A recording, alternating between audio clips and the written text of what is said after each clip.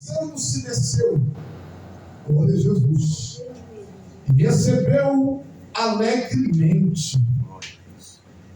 E vendo todos isso, murmurava, dizendo: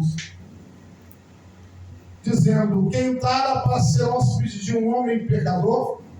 E levantando-se Zaqueu, disse ao Senhor: Senhor, eis que eu dou aos pobres metade dos meus bens, e em alguma coisa que tem defraudado alguém, restituo quadruplicado. E disse-lhe Jesus: hoje veio a salvação nesta casa. Glória a Deus. Oh, glória a Jesus.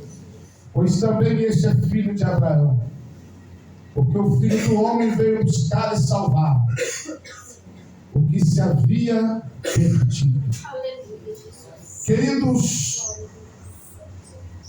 Jesus, em alguns episódios, em algumas situações, aonde Jesus passava, ele ajuntava a multidão.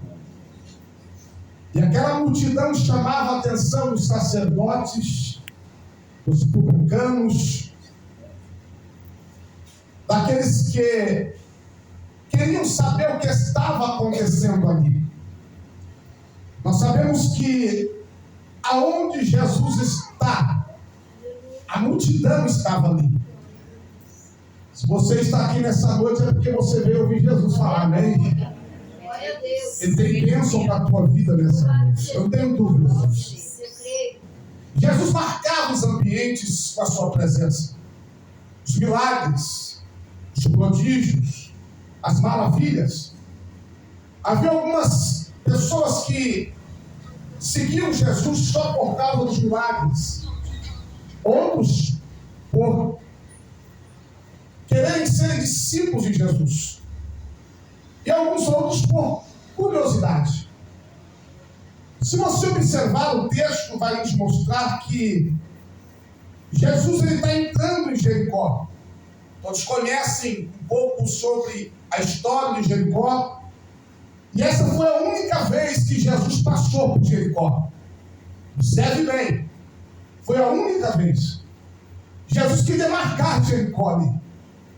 Marcar Jericó não só com o cego de Jericó, mas marcar Jericó com este homem conhecido como Zaqueu publicano.